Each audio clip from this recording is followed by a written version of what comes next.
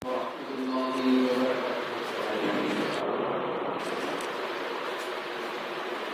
الحمد لله نحمده ونستعينه ونستغفره ونؤمن به ونتوكل عليه ونعوذ بالله من شرور أنفسنا ومن سيئات أعمالنا من يهده الله فلا مضل له ومن يضلل فلا هادي له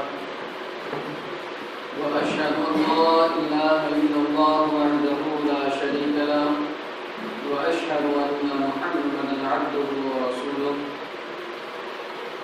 أعوذ بالله من الشيطان الرجيم. بسم الله الرحمن الرحيم. أفغير دين الله يبغون وله أسلم من في السماوات والأرض طوعا وكرها وإليه ترجعون. ہر قسم کی تعریفات اس اللہ وحدہ لا شریک کے لیے ہیں جو اکیلا ہے، تنہا ہے، جس کا کوئی شریک نہیں ہے، اس کا کوئی ساتھی نہیں ہے. وہ اللہ رب العالمین جس نے اکیلے اس پوری کائنات کو بنایا اور اکیلا ہی اس پوری کائنات کے نظام کو چلا رہا ہے. وہ اللہ رب العالمین جو ہر ایک مخلوق کی زبان کو سمجھتا ہے اور ہر ایک کی فریاد کو سنتا ہے اور ہر ایک کی ضروریات کو پوری کرتا ہے. وہ اللہ رب العالمین جس نے ہمیں سیدھی راہ پر چلانے، رائے حق بتانے، گمراہی اور ضلالت کے راستوں سے بچانے کے لیے محمد عربی صلی اللہ علیہ وسلم کو اپنا آخری پیغمبر، رسول، نبی بنا کر کے اس دنیا فانی کے اندر مبعوث فرمایا. اللہ تبارک و تعالی سارے ہی نبیوں پر بالخصوص محمد رسول اللہ صلی اللہ علیہ وسلم پر، آپ کے آل و اصحاب پر اور قیامت تک آپ کی سچی پیروی کرنے والے سارے ہی مومنین پر لا تعداد بے حد و حساب رحمت نازل فرمائے. آمین. حاضرین، یہاں ہم اور آپ جمع ہوئے ہیں، یہ ایک دینی مجلس ہے اور یہ مجلس اگر غور کیا جائے، سنجیدگی سے سوچا جائے تو یہ کوئی معمولی مجلس نہیں ہے. عام مجلسوں کی طرح یہ مجلسیں نہیں ہوا کرتی. یہ ایسی مجلسیں ہوا کرتی ہیں کہ جس پر فرشتے بھی اپنے پروں کو بچھا دیتے ہیں، اللہ کی رحمت نازل ہوتی ہے اور پانی میں رہنے والی مچھلیاں اور بلوں میں سوراخوں میں رہنے والی چونٹیاں بھی ان علم حاصل کرنے والوں کے لیے دعائیں کرتے رہتی ہیں. غنیمت سمجھنا چاہیے اور خوش قسمت سمجھنا چاہیے کہ اللہ تبارک و تعالیٰ نے ہمیں کچھ وقت دینی مجلسوں میں بیٹھنے کا موقع دیا، یہ نصیب کیا اللہ رب العالمین نے. یہ ہماری خوش قسمتی ہے. کچھ میں سوالیہ انداز میں کچھ باتیں رکھنے کی کوشش کروں گا. سوال ایسے نہیں کہ آپ کے علم کو پرکھنا ہو، بڑے معمولی انداز میں جو بچہ بھی ہمیں اس کا جواب دے سکتا ہے، تاکہ ہمیں یہ پتہ چلے کہ ہم دین اسلام کے بارے میں کس حد تک غور و فکر کرتے ہیں اور کس حد تک سوچتے ہیں. سب سے پہلے ہم یہ غور کریں، سوچیں کہ ہم کون ہیں. کیا جواب مل سکتا ہے؟ ہم کون ہیں؟ اگر مخلوق کے اعتبار سے دیکھا جائے تو انسان ہے، اور مذہب کے اعتبار سے دیکھا جائے تو مسلمان. جی، مسلمان. مسلمان کسے کہتے ہیں؟ اگر اس کا جواب تلاش کریں تو ہمیں اس کا جواب یہ ملتا ہے کہ اسلام کے ماننے والے کو مسلمان کہتے ہیں. اسلام کے ماننے والے کو مسلمان کہتے ہیں. پھر سوال یہ پیدا ہوتا ہے کہ اسلام کے ماننے والے کو مسلمان کہتے ہیں تو اسلام ہے کیا چیز؟ اور دوسری بات یہ، کیا ہمارے لیے ضروری ہے کہ ہم اسلام ہی کو مانیں؟ کیا ہمارے کہ انسان کے لیے ضروری ہے کہ وہ مسلمان ہی ہو؟ اس کا کیا جواب ہے شریعت اسلام کے اندر؟ تو قرآن مجید میں اللہ رب العالمین نے اس کا جواب یوں دیا، افا غیر دین اللہ یبغون، کیا یہ لوگ اللہ کے دین کے علاوہ کسی اور دین کو پسند کرنا چاہتے ہیں، کسی اور دین کو پسند کرتے ہیں؟ وَلَهُ أَسْلَمَ مَنْ فِي السَّمَاوَاتِ وَالْأَرْضِ طَوْعًا وَكَرْهًا وَإِلَيْهِ تُرْجَعُونَ۔ حقیقت میں بات یہ ہے کہ آسمانوں میں رہنے والی ساری مخلوق اور زمین میں رہنے والی ساری مخلوق چاہتے ہوئے یا نہ چاہتے ہوئے، چاروں ناچار، ہر ایک اللہ رب العالمین کی فرما برداری کرتی ہے۔ وَإِلَيْهِ تُرْجَعُونَ، اور تم سب کو بھی اسی کی طرف لوٹنا ہے۔ معلوم یہ ہوا کہ جب کائنات کی ہر ایک مخلوق، چاہے وہ آسمانوں میں رہنے والی ہو یا زمینوں میں رہنے والی ہو، جب اللہ رب العالمین کی فرما بردار ہے تو ایک انسان کے لیے کیوں ضروری نہیں کہ وہ اللہ رب العالمین کا فرما بردار نہ بنے؟ جبکہ انسان دنیا میں، کائنات میں پائے جانے والی دیگر مخلوق میں سب سے زیادہ ممتاز ہے۔ دوسرے لفظ میں اس کو یوں کہا جا سکتا ہے کہ یہ اشرف المخلوقات ہے، جس کو اللہ رب العالمین نے عقل دیا، زبان دیا، شعور دیا۔ بدرجہ اولا اس مخلوق کے لیے ضروری ہے کہ وہ اللہ رب العالمین کی فرما بردار بنے۔ ایک اور مقام پر اللہ تبارک و تعالی نے بیان فرمایا، اس سوال کا جواب، کیا ایک انسان کو مسلمان ہونا ضروری ہے؟ ان الدین عند اللہ الاسلام، اللہ سبحانہ و تعالی کا فرمان کہ اللہ کے نزدیک اگر کوئی دین پسندیدہ، محبوب ترین ہے تو وہ دین اسلام ہے۔ اور اس اعتبار سے بھی مسلم شریف کی روایت کہ اللہ کے پیارے رسول صلی اللہ علیہ وسلم فرماتے ہیں، کل مولود یولد علی الفطرۃ فابواہ یحودانہ او ینصرانہ او یمجسانہ۔ ہر بچہ اس دنیا پانی کے اندر جو پیدا ہوتا ہے، اس کی ولادت ہوتی ہے، وہ فطرت اسلام پر ہی پیدا ہوتا ہے۔ یہ بات اور ہے کہ اس کے ماں باپ جس گھرانے کے اندر اس نے جنم لیا ہے، اس کی پرورش کرنے والے اس کو یہودی بنا دیتے ہیں، اس کو کرسچن بنا دیتے ہیں، نصارہ عیسائی بنا دیتے ہیں، یا یہ کہ اس کو مجوسی آگ کا پجاری بنا دیتے ہیں۔ لیکن ہر بچہ، حقیقت یہ ہے کہ اس دنیا فانی کے اندر فطرت اسلام پر ہی پیدا ہوتا ہے۔ سوال یہ پیدا ہوتا ہے کہ اسلام کسے کہتے ہیں؟ ٹھیک ہے، مسلمان ہیں، اسلام کے ماننے والے ہیں، اور ایک انسان کو مسلمان ہونا ضروری بھی ہے، اسلام کو ماننا ضروری ہے۔ تو اسلام کہتے کسے ہیں؟ کس پرندے کا نام ہے اسلام؟ کن چیزوں کا نام ہے اسلام؟ اسلام کہتے ہیں اپنے رب کے سامنے جھک جانا، اللہ رب العالمین کے سامنے اپنے آپ کو جھکا دینا، اس اللہ رب العالمین کے سامنے سر تسلیم خم کر دینا، اس اللہ رب العالمین کی اطاعت گزاری اور فرما برداری کرنا، اس کو اسلام کہتے ہیں۔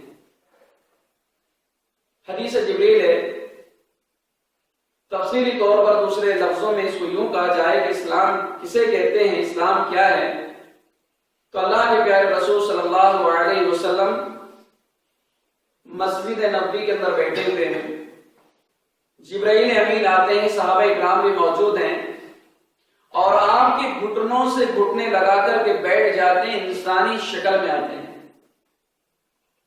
اور پوچھتے ہیں یا رسول اللہ مل اسلام، اللہ کے پیارے رسول یہ بتائیے اسلام کیا ہے، اسلام کیا ہے۔ اس میں بڑی اہم بات یہ معلوم ہوئی کہ دین کا علم حاصل کرنا بے حد ضروری ہے، چاہے آپ دور دراز کا سفر کیوں حاصل کرنا کیوں نہ پڑے، آپ کو دور دراز کا سفر آپ کو کیوں نہیں کرنا پڑے،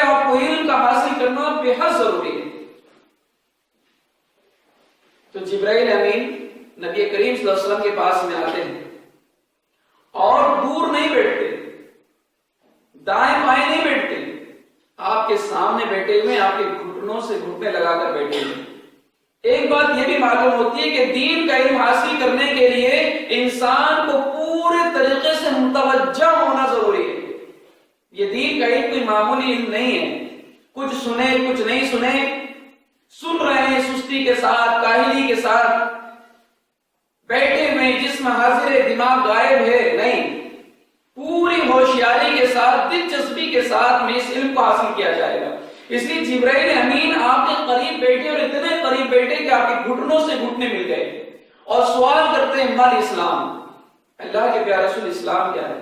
تو آپ نے میں فرمایا شہادت اللہ الہ الا اللہ وان محمد رسول اللہ، اس بات کی گواہی دینا کہ اللہ رب العالمین کے علاوہ کوئی حقیقی معبود نہیں ہے، اور اس بات کی بھی گواہی دینا کہ محمد صلی اللہ علیہ وسلم اس کے رسول ہیں۔ وَإِقَامِ الصَّلَاةِ، دوسری چیز توحید اور رسالت اقرار کر لینے کے بعد سب سے بڑا، سب سے اہم اور سب سے پہلا فریضہ ایک مسلمان پر عائد ہوتا ہے، وہ نماز۔ نماز کا ٹاپک ایک الگ چیز ہے، الگ عنوان ہے۔ وَإِيتَاءِ الزَّکَاۃ، زکوٰۃ کمپلیٹ طور پر جو نصاب ہیں، جو حقدار ہیں، جو طریقہ رسول ہے اس کے مطابق زکوٰۃ ادا کی جائے، حج کیا جائے، روزے رکھے جائیں۔ یہ آپ صلی اللہ علیہ وسلم نے اسلام کی تعریف بتائی۔ بسا اوقات اسلام ایمان کے معنی میں استعمال ہوتا ہے اور ایمان اسلام کے معنی میں استعمال ہوتا ہے۔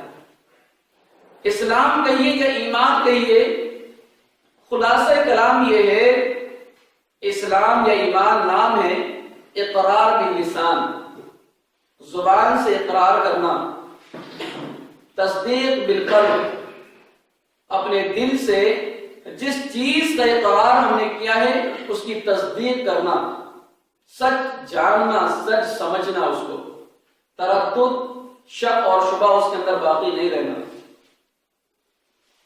وہ عمل بالجوارح، اور اپنے جسمانی اعضاء سے جس چیز کا اقرار، اعتراف اور تصدیق ہم نے کیا ہے اس کے لوازمات پر، اس کے تقاضوں پر اپنے جسمانی اعضاؤں سے عمل کر کے ثابت کرنا کہ ہم مسلمان ہیں۔ ورنہ اگر دیکھا جائے، بڑے افسوس کے ساتھ کہنا پڑتا ہے، وگرنہ اگر دیکھا جائے تو اسلام نام باقی رہ گیا ہے اقرار باللسان و تصدیق بالقلب، اور تصدیق بالقلب بھی اگر دیکھا جائے تو اس میں بھی تردد پایا جاتا ہے۔ آج اس میں بھی تردد پایا جا رہا ہے، تصدیق بالقلب کے اندر۔ عمل بالجوارح، اس کے اندر ہماری زندگی بڑی کھوکھلی نظر آتی ہے۔ بات آئے گی انشاءاللہ کہ جب ہم مسلمان ہیں، ہم نے توحید کا اقرار کیا ہے، ہم نے محمد رسول اللہ صلی اللہ علیہ وسلم کی رسالت کا اقرار کیا ہے، تو ایک مسلمان پر کیا حقوق عائد ہوتے ہیں، ہماری کیا ذمہ داریاں ہیں؟ آیا ایک مسلمان بحیثیت مسلمان، ایک انسان بحیثیت مسلمان آزاد ہے یا پابند ہے؟ یہ بہت سنجیدگی کے ساتھ سوچنے والا مسئلہ ہے۔ ایک انسان بحیثیت مسلمان آزاد ہے یا پابند ہے؟ ایک انسان بحیثیت مسلمان پابند ہے، آزاد نہیں ہے۔ اب وہ اپنی مرضی کا مالک نہیں ہے، اپنی خواہشات اور ضرورات کا مالک نہیں ہے کہ جو چاہے، جیسے چاہے، جہاں چاہے، جب چاہے ان معاملات کو کر لے، نہیں، بلکہ وہ پابند ہے۔ اللہ سبحانہ و تعالی نے فرمایا اتبعوا ما انزل الیکم من ربکم ولا تتبعوا من دونه اولیاء قلیلا ما تذکرون۔ تم پیروی کرو ان احکامات کی، ان باتوں کی جو تمہارے اوپر تمہارے رب کے جانب سے نازل کی جا رہی ہے، اور اس کے علاوہ کسی اور کی پیروی نہ کرو۔ تم میں بہت کم ایسے لوگ ہیں جو نصیحت حاصل کرتے ہیں۔ کلمہ پڑھنے کے بعد سوال یہ پیدا ہوتا ہے کہ ایک انسان مسلمان کب ہوتا ہے؟ ایک سوال یہ بھی، ایک انسان مسلمان کب ہوتا ہے؟ آج معاملہ یہ ہے کہ مسلمان گھرانے میں پیدا ہو گئے، نام عبد الرحمن، محمد سلیم، عبد السلام، عبد الستار، عبد الغفار، نام مسلمان ہے جی، لیکن گھریلو زندگی اور ذاتی زندگی اگر دیکھا جائے تو اسلام ڈھونڈ ڈھونڈ کر کے بھی نکالیں تو نکلنا بڑا مشکل ہے۔ اسلام، اسلامی تہذیب، اسلامی عادات، اسلامی معاملات، اسلامی احکامات اگر ہم زندگیوں سے کھنگال کر کے نکالیں تو نکلنا بڑا مشکل ہے کہ اسلام ہے کہاں ان کے گھرانے کے اندر، اسلام ہے کہاں ان کی ذات میں، اسلام ہے کہاں ان کی زندگی میں۔ نام تو مسلمان ہے جی۔ تو ایک انسان مسلمان ہوتا ہے شہادتین کے اقرار کے بعد، اللہ کی وحدانیت کا اقرار، محمد عربی صلی اللہ علیہ وسلم کی رسالت کا اقرار، اللہ رب العالمین کی وحدانیت کا اقرار کر لینے کے بعد، امید ہے سبھی کو کلمہ یاد ہوگا اور سبھی نے اقرار بھی کیا ہوگا، خاندانی مسلمان نہیں ہوں گے، ورنہ خاندانی ایسے بھی مسلمان پائے گئے کہ جو مسلمان خاندانی اگر کلمہ پوچھ لیا جائے تو کلمہ بھی یاد نہیں ہے، کلمہ بھی یاد نہیں ہے۔ افسوس والی بات ہے، افسوس والی بات ہے۔ تو مسلمان ہوا کہاں؟ وہ مسلمان ہوا کہاں؟ وہ مسلمان رہا کہاں جس نے اقرار ہی کلمے کا نہ کیا ہو جی۔ اس لیے بعض مسلمان بیچارے جو ہیں نکاح کے وقت میں نکاح جب پڑھاتے ہیں تو کلمہ پڑھاتے ہیں، پہلے مسلمان تو ہو جا، پہلے آپ مسلمان تو ہو جائیے پہلے، اس کے بعد نکاح، کلمہ پڑھانے کے بعد میں نکاح کراتے ہیں، افسوس والی بات ہے۔ تو ایک انسان مسلمان ہوتا ہے شہادتین کے اقرار کے بعد۔ الحمدللہ ہم نے شہادتین کا اقرار کر لیا، اب ہم مسلمان ہو گئے، دائرہ اسلام کے اندر داخل ہو گئے۔ اب سب سے پہلے اقرار جو ہم نے کیا اللہ کی وحدانیت کا کیا ہے، تو اللہ رب العالمین کے حقوق ہمارے اوپر کیا عائد ہوتے ہیں۔ ایک مسلمان پر جس نے شہادتین کا اقرار کیا اس پر اللہ رب العالمین کا کیا حق ہے۔ حدیث سے دیکھتے ہیں، ابو معاذ رضی اللہ عنہ اس کے راوی ہیں، اللہ کے رسول صلی اللہ علیہ وسلم نے بیان فرمایا، اے معاذ، ما حق العباد علی اللہ، یہ بتاؤ ما حق اللہ علی العباد، اے معاذ یہ بتاؤ ہمیں کہ ایک بندے پر اس کے رب کے کیا حقوق عائد ہوتے ہیں، کیا حق ہے ایک بندے پر اللہ کا، اور یہ بھی بتاؤ کہ اللہ پر بندے کا کیا حق ہے۔ دو باتیں معاذ یہ بتائیے کہ ایک بندے پر اللہ کا کیا حق ہے، اور یہ بھی بتائیے کہ اللہ پر بندے کا کیا حق ہے۔ تو معاذ رضی اللہ عنہ نے کہا کہ اللہ کے رسول، اللہ و رسولہ اعلم، اللہ اور اس کے رسول اس بارے میں زیادہ جانتے ہیں۔ تو نبی پاک علیہ السلام نے بیان فرمایا کہ ایک بندے پر اللہ کا حق یہ ہے ان یعبدوہ ولا یشرک بہ شیئا، سب سے پہلا کہ وہ اللہ کی عبادت کرے، اللہ کی عبادت کرے، ولا یشرک بہ شیئا، اور اللہ کی عبادت کے ساتھ ساتھ دوسرا حق اس کے اوپر یہ عائد ہوتا ہے کہ وہ عبادات کے اندر اللہ کے ساتھ کسی غیر کو شریک نہ کرے۔ جو حقوق اللہ کے ہیں ان حقوق میں وہ کسی غیر کو شریک نہ کرے۔ اب عبادت کا جب لفظ آتا ہے تو ہماری سوچ بڑی محدود ہو جاتی ہے، گنتی کے نام، چند رسومات اور چند احکامات کا نام ہمیں اسلام نظر آتا ہے جی کیا؟ نماز پڑھ لیجئے، روزہ رکھ لیجئے، زکوٰۃ دے دیجئے، حج کر لیجئے، یہ اسلام ہو گیا، مسلمان ہو گئے، اسلام کا معاملہ ہو گیا، اللہ کا حق آپ کے اوپر ہو گیا، عبادت ہو گئی ہے۔ لیکن نہیں، اللہ سبحانہ و تعالی نے قرآن مجید کے اندر ارشاد فرمایا وَمَا خَلَقْتُ الْجِنَّ وَالْإِنسَ إِلَّا لِيَعْبُدُونِ، میں نے جنوں کو اور انسانوں کو محض اپنی عبادت کے لیے پیدا کیا ہے۔ تو عبادت کسے کہتے ہیں یہ بھی ہمیں دیکھنا ہے، ہمیں یہ بھی دیکھنا ہے کہ عبادت کہتے کسے ہیں۔ تو عبادات کی کئی تعریفیں علماء کرام نے کی ہیں۔ بعض علماء نے اس کی تعریف کی ہے العبادۃ اقصى غایت الخضوع والتذلل، عبادت کہتے ہیں انتہائی درجے کی عاجزی اور ذلت، اس کا نام عبادت ہے۔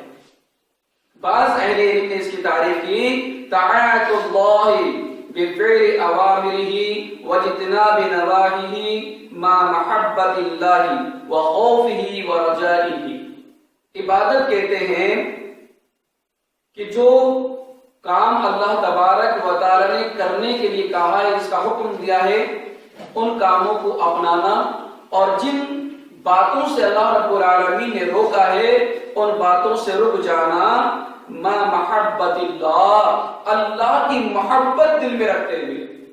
یہ نہیں کہ رک تو رہے کسی کام سے، کر تو رہے کسی کام کو، لیکن دل کے اندر کراہیت ہو رہی ہے، نفرت ہو رہی ہے، چڑ ہو رہی ہے، یہ کیا مصیبت، یہ کیا بول ڈال دیا گیا، نہیں، ما محبت اللہ، اللہ کی محبت دل میں ہونا چاہیے، وہ خوف ہی، اور اس کا خوف بھی دل میں ہونا چاہیے، ورجائہ، اور جو کام کر رہے ہیں اس کا اجر، اس کا ثواب، اس کی امید ہمیں ہونا چاہیے، اس کو عبادت کہتے ہیں۔ ایک اور تعریف کی گئی ہے اسم لکل ما یحب اللہ وَيَرْضَاهُ مِنَ الْأَقْوَالِ وَالْأَعْمَالِ الظَّاهِرَةِ وَالْبَاطِنَةِ، ہر وہ کام چاہے وہ ظاہری ہو چاہے وہ باطنی، چاہے وہ زبان سے نکالے جانے والے الفاظ ہوں یا کوئی اور عمل ہو، ہر وہ کام، ہر وہ بات ظاہری ہو یا باطنی، چھپی ہوئی ہو ذرا ظاہر ہو، جس سے اللہ راضی ہو جائے، جس سے اللہ محبت کرے، جس کام سے اللہ محبت کرے، جس کام سے اللہ راضی ہو جائے، اس کو عبادت کہتے ہیں۔ یہ تفصیلات ہم نے آپ کے سامنے کیوں بیان کیا، یہ تمہید کی باتیں آپ کے سامنے ہم کیوں بیان کر رہے ہیں، اس کی وجہ ہے، اس کی ایک وجہ یہ ہے کہ یہ عبادات کیا عبادات ہیں اور کیا شرک ہے، اس کے بارے میں ہمیں علم حاصل کرنا ضروری ہوگا۔ جب ایک انسان کا مسلمان ہونا ضروری ہے، اور مسلمان کہتے ہیں اسلام کو ماننے والے کو، تو ہمیں یہ معلوم کرنا پڑے گا کہ اسلام کیا چیز ہے، اور یہ چیزیں ایسی ہی تو نہیں مل جائیں گی، اس کے لیے علم حاصل کرنا پڑے گا۔ ایک مسلمان پر ضروری ہے کہ وہ اللہ کی عبادت کرے اور شرک سے بچے، تو یہ اس کے لیے بھی علم حاصل کرنا پڑے گا کہ عبادات کے معاملات کیا کیا ہیں، وہ کون سی باتیں ہیں جس سے اللہ راضی ہوتا ہے، وہ کون سی باتیں ہیں جس سے اللہ ناراض ہوتا ہے، وہ کون سے اعمال ہیں جس سے اللہ راضی ہوتا ہے، اور وہ کون سے اعمال ہیں جس سے اللہ ناخوش ہوتا ہے، ناراض ہوتا ہے۔ اس کے لیے علم حاصل کرنا پڑے گا، اور یہ معلومات کرنے کے لیے ہم یہاں بیٹھے ہوئے ہیں، اسی علم حاصل کرنے کے لیے ہم یہاں بیٹھے ہوئے ہیں۔ یہ دینی مجلسیں جو ہوتی ہیں، یہ پروگرام، یہ تقریر، یہ درس جو ہوتے ہیں، یہ علم دینے کے لیے، سیکھنے سکھانے کے لیے ہوتے ہیں، تاکہ ہمیں پتہ تو چلے کہ عبادات کیا ہیں، اسلام کیا ہے۔ جی اچھا، دوسرا حق ہمارے سامنے آتا ہے، اللہ رب العالمین کے حقوق میں بڑی تفصیلات ہیں کہ اللہ کے حکم میں تو یہ ہے حقوق میں کہ اللہ کی عبادت کی جائے، دوسرا یہ کہ اس کے ساتھ کسی کو شریک نہ ٹھہرایا جائے، تیسرا یہ کہ اللہ تبارک و تعالی نے جو شریعت ہمیں دی ہے اس شریعت کا علم حاصل کرے، اس پر عمل کرے اور اس کا پرچار لوگوں پر کرے، اس کی دعوت لوگوں کو دے۔ اس لیے اللہ تبارک و تعالیٰ نے اس دنیا کے اندر ہمیں بھیجا ہے، صرف اس لیے نہیں کہ ہم جاب، سروس، ڈیوٹیاں، مزدوری، کام کاج، تجارت دیں اور اللہ نے حیثیت دیا تو حج کر لیں، اس لیے ہماری زندگی نہیں ہے، ہمارے اوپر ذمہ داریاں ہیں، ہم مسلمان ہیں، ہمارے اوپر ذمہ داریاں ہیں۔ تو ایک ذمہ داری یہ کہ علم حاصل کریں اللہ رب العالمین کا، اور اس علم پر غور فکر کریں، اس پر عمل کریں، اور وہ علم دوسروں تک پہنچائیں، جیسا کہ اللہ کے رسول صلی اللہ علیہ وسلم فرمایا بلغوا انی ولو آیہ۔ کون سا علم پہنچانا ہے؟ آپ بیٹھے ایک ڈائری لے کر کے، آپ بیٹھے کچھ کتابیں لے کر کے، آپ نے کچھ پڑھا اور اپنا دماغ استعمال کیا، اس میں کیا سوچ سکتا ہوں، اس میں کیا شوشہ اس کے اندر ڈال سکتا ہوں، میں کیا کمی کر سکتا ہوں، میں اس میں کیا اس میں اضافہ کر سکتا ہوں، میرا دماغ کیا کہہ رہا ہے، میرا علم کیا کہہ رہا ہے، میری سوچ کیا کہہ رہی ہے، میری صلاحیت کیا کہہ رہی ہے۔ آپ اپنے ذہن سے کسی آیت کی تعبیر، تفسیر، تشریح کریں، کسی حدیث کو لے کر کے بیٹھیں، دین کا کوئی حکم، کوئی عمل لے کر کے بیٹھیں اور اس کی تشریحات اپنے جانب سے کرنے لگ جائیں، بلغوا انی ولو آیہ۔ نبی کریم صلی اللہ علیہ وسلم فرما رہے ہیں کہ مجھ سے جو تم نے سیکھا ہے، میرے حوالے سے جو چیز تم تک پہنچے، جو چیز تم حاصل کرو، اس کو لوگوں تک پہنچاؤ۔ منمانی بات نہیں، اپنے جانب سے کی جانے والی باتیں نہیں، بلکہ بلغوا انی ولو آیہ، مجھ سے ایک بات بھی اگر تم نے سیکھا ہے تو اس کو دوسرے تک پہنچاؤ۔ یہ ہمارے اوپر حق ہے، یہ ہمارے اوپر ذمہ داری ہے، اس لیے ہم کو دینی مجلسوں میں شریک ہونا، ان کو اٹینڈ کرنا بے حد ضروری ہے۔ دوسرا حق جو ہے ہمارا، جو ہم نے کلمہ پڑھا ہے، وہ محمد رسول اللہ صلی اللہ علیہ وسلم کی رسالت کا اقرار ہے۔ محمد صلی اللہ علیہ وسلم کی رسالت کا اقرار ہے۔ ایک مسلمان کے کلمہ پڑھنے کے بعد، محمد صلی اللہ علیہ وسلم کی رسالت کا اقرار کر لینے کے بعد محمد صلی اللہ علیہ وسلم کے کیا حقوق عائد ہوتے ہیں، یہ بھی اہم مسئلہ ہے۔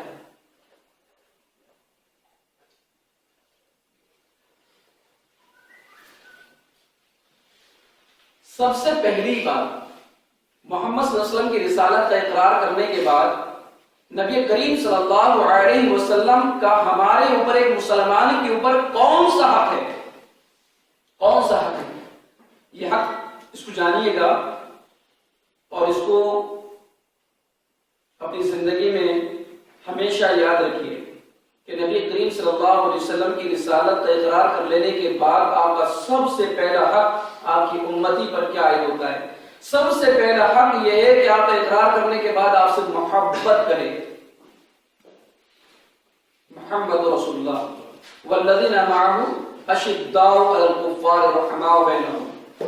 محمد صلی اللہ علیہ وسلم اللہ کے رسول ہیں، اور جو آپ کے ساتھی ہیں وہ اللہ سے بے انتہا محبت کرنے والے ہیں۔ اللہ رب العالمین کی محبت سب سے زیادہ کی جائے گی، اور آپ اللہ رب العالمین کی محبت کے بعد میں اگر کسی انسان سے محبت کی جائے گی تو وہ محمد عربی صلی اللہ علیہ وسلم اس بات کے حقدار ہیں کہ اللہ کی محبت کے بعد میں آپ سے محبت کی جائے۔ نبی کریم صلی اللہ علیہ وسلم بیان فرماتے ہیں والذی نفسی بیدہ، اس ذات کی قسم جس کے ہاتھ میں میری جان ہے، لا یؤمن احدکم حتی اکون احب الیہ من ولدہ ووالدہ والناس اجمعین۔ اس ذات کی قسم جس کے ہاتھ میں میری جان ہے، تم میں سے کوئی بھی آدمی اس وقت تک مومن نہیں ہو سکتا جب تک کہ میں اس کے نزدیک اس کی اولاد سے زیادہ محبوب ترین نہ بن جاؤں، اس کے باپ سے زیادہ محبوب ترین نہ بن جاؤں، اور دنیا کی سارے انسانوں سے زیادہ اس کے نزدیک محبوب ترین نہ بن جاؤں۔ بیوی ہو، بیٹا ہو، بیٹی ہو، ماں ہو، باپ ہو، بھائی ہو، کوئی بھی ہو، کتنا ہی قریب رشتہ دار کیوں نہ ہو، اللہ کی محبت کے بعد میں نبی کریم صلی اللہ علیہ وسلم سے محبت کی جائے گی۔ لا یؤمن احدکم حتی اکون احب الیہ من والدہ وولدہ۔ نبی کریم صلی اللہ علیہ وسلم فرماتے ہیں تم میں سے کوئی بھی شخص اس وقت تک مومن نہیں ہو سکتا جب تک کہ میں اس کے نزدیک اس کے والد سے زیادہ محبوب ترین، اس کی اولاد سے زیادہ محبوب ترین نہ بن جاؤں۔ ایک اور حدیث میں آپ نے بیان فرمایا لا یؤمن احدکم حتی اکون احب الیہ من اہلہ ومالہ والناس اجمعین۔ تم میں سے کوئی بھی شخص اس وقت تک مومن نہیں ہو سکتا جب تک کہ میں اس کے نزدیک اس کے مال سے زیادہ محبوب ترین نہ بن جاؤں، اس کے اہل و عیال سے زیادہ محبوب ترین نہ بن جاؤں، اور دنیا کی ساری مخلوق سے زیادہ محبوب ترین نہ بن جاؤں، وہ مومن نہیں ہو سکتا۔ آج کتنے ایسے اعمال ہیں، ہم نے دعوت تو کیا، ہم نے اقرار تو کیا، باتیں تو کرتے ہیں، لیکن کتنی ایسی سنتیں نبی کریم صلی اللہ علیہ وسلم کی کہ ماں کی وجہ سے ان سنتوں کو چھوڑ دیا جاتا ہے، باپ کی وجہ سے ان سنتوں کو چھوڑ دیا جاتا ہے، بھائیوں کی وجہ سے سنت کو چھوڑ دیا جاتا ہے، کبھی بیوی کی محبت میں آ کر کے ان احکامات کو چھوڑ دیا جاتا ہے، کبھی اولاد کی محبت میں آ کر کے ان سنتوں کو کا جنازہ نکال دیا جاتا ہے۔ اور نبی کریم صلی اللہ علیہ وسلم بیان فرما رہے ہیں لا یؤمن احدکم حتی اکون احب الیہ من اہلہ ومالہ والناس اجمعین، تم میں سے کوئی بھی شخص اس وقت تک مومن نہیں ہو سکتا جب تک کہ اس کے مال سے زیادہ میں محبوب نہ بن جاؤں، اس کے اہل خانہ سے زیادہ محبوب نہ بن جاؤں، اور دنیا کے سارے لوگوں سے زیادہ اس کے نزدیک محبوب ترین نہ بن جاؤں، وہ مومن ہی نہیں ہو سکتا۔ تو پہلا حق نبی کریم صلی اللہ علیہ وسلم سے محبت کی جائے، اور دوسرا حق ہے آپ کی کامل طور پر اطاعت اور اتباع کی جائے، کامل طور پر اطاعت اور اتباع کی جائے۔ ایسا نہیں کہ ہماری مرضی ہے، جیسا میں نے کہا کہ اسلام لانے کے بعد، کلمہ پڑھنے کے بعد ایک انسان آزاد نہیں رہتا ہے، وہ پابند ہو جاتا ہے اللہ رب العالمین کی شریعت کا، نبی کریم صلی اللہ علیہ وسلم کے احکامات کا۔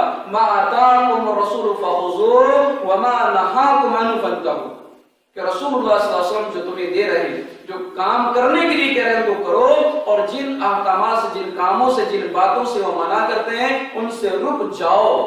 تو دوسرا حق نبی کریم صلی اللہ علیہ وسلم کا ہم مسلمانوں پر یہ عائد ہوتا ہے کہ کامل طریقے پر، کامل طور پر آپ کی اطاعت اور اتباع کی جائے۔ جی دلیل اس کے لیے وما ارسلنا من رسول الا ليطاع باذن اللہ، ہم نے کوئی بھی رسول نہیں بھیجا مگر یہ جس رسول کو بھی ہم نے اس دنیا فانی کے اندر بھیجا اس لیے کہ اللہ کے حکم سے اس رسول کی اطاعت کی جائے، اللہ کے حکم سے اس رسول کی اطاعت کی جائے۔ تیسرا حق ہمارے اوپر جو آتا ہے آپ کی مدد کرنا، آپ صلی اللہ علیہ وسلم کی مدد کرنا اور آپ کی طرف سے دفاع کرنا۔ اسلام نام نہیں ہے 5 ٹائم کی نماز پڑھ لینے کا، اسلام نام نہیں ہے سال میں 1 مہینے روزے رکھ لینے کا، اسلام نام نہیں ہے کہ مال ہو گیا تو زکات دے دی آپ نے، اسلام نام نہیں ہے کہ مال ہو گیا تو حج اور عمرے کر لیا آپ نے، بلکہ